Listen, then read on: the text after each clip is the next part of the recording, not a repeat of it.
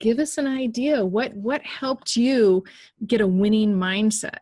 Yeah, so I'll continue with my story because that's part of my story, and it's Oh, just please. a really great place to start. And we left off with me being a millionaire at age 25.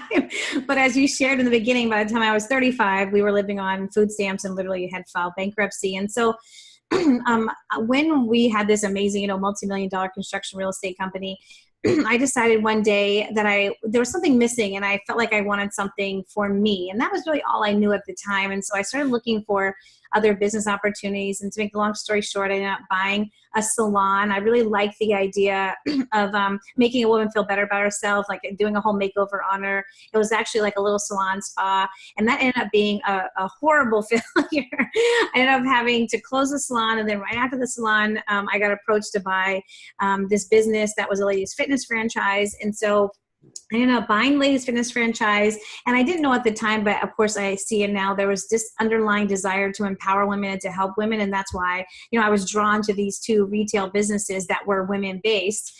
And when I was when I had the fitness franchise, this was right when the economy started to crash, and so I was also looking for other ways to supplement the income because I knew, especially living in Orlando, what was going to happen. And the houses were going up way too fast, the values were going up way too fast. The big builders, because it was Orlando, were building thousands and thousands of homes. And as soon as something starts to tip, towards recession, they're going to have thousands of empty homes. And so I just knew based on my, my gift and my background that, that something was going to bust and it was not going to be pretty, especially where we were. And so I was trying to, look for something else that would be recession proof. And that was one reason why I went into the fitness because, health is not completely recession proof, but it is a good industry to be in during a bad economy. When I bought the gym, it was supposed to be breaking even, which I didn't need money at that time, but it wasn't even breaking even. So within 6 months, I realized I literally was losing thousands of dollars every single month. The old owners had ran it into the ground. And when people do that, it's very hard to come in and take over because there is just so much negativity tied to it.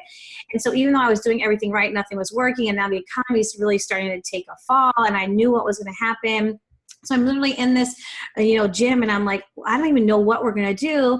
And some of the other franchise owners started talking about the fact that they were selling makeup and skincare out of their gyms, and they were making more money doing that than they were with the memberships. So I was thinking, really? And so I began researching the companies, and I make the long story short, I was introduced to Mary Kay, and I ended up doing a lot of research because, I had this traditional business background, so I didn't just want to jump into anything. And when I began researching her and I saw what she had done and the numerous business awards and the company and the founding principles, and just the fact that she was a woman, like I was almost 30 years old and I had been an entrepreneur for, right out of college. I never had a mentor, much less a woman mentor. And so the fact that there was this woman, businesswoman that had built this global empire with these amazing principles, I was so drawn to it. And I thought, well, if I'm going to do this, then I want to go with, this company. Obviously, this is an amazing woman, even though she'd already passed away at that point. I knew, what she left behind. And so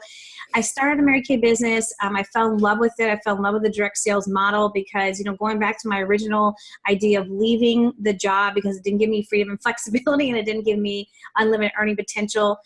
Even though we had the multi-million dollar construction real estate company and these retail businesses, you're tied to them. They're very traditional business. You're tied to it. And so as I began to move very quickly in the direct sales model, I just love the fact that I had flexibility and freedom. And I was making so much money part-time within a few months that I ended up closing the gym. And so I could focus on this new passion. And I fell in love with, the company and empowering women. And I could teach them business. I could teach them finances. So I felt like I had literally found like heaven on earth. Like, this is what I've been missing, my whole life. Oh my gosh, and I'm a girly girl. I love dressing up and I love, going to events, and that's like all that Mary Kay is. And so literally I thought, and I had found it. And God actually, in the very early stages, gave me some, very specific words about my Mary Kay business.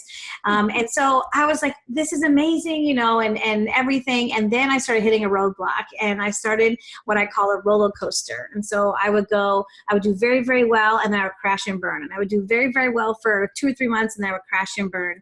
And by this point, the economy has completely crashed. We literally have drained all of our resources. We had to, this is when we had to start selling stuff. You know, we had to move out of the $1 million house. And so, you know, our resources are dwindling, and I'm making good money with Mary Kay, but the roller coaster ride is not helping to create stable income. And it's not, you know, what we were making obviously before. So I decided to go back to doing what I knew I could do and make money and not have to think about it. And that was doing taxes and, you know, financial consulting for small businesses. So I started going back to that. And after doing that for a little bit, and now things are really getting worse. We literally had to sell off everything we had of value, you know, like the shoes, you know, the crystal, literally like every single thing we had of value. We literally had to get rid of it. By this point, we had to file bankruptcy. We were living on food stamps.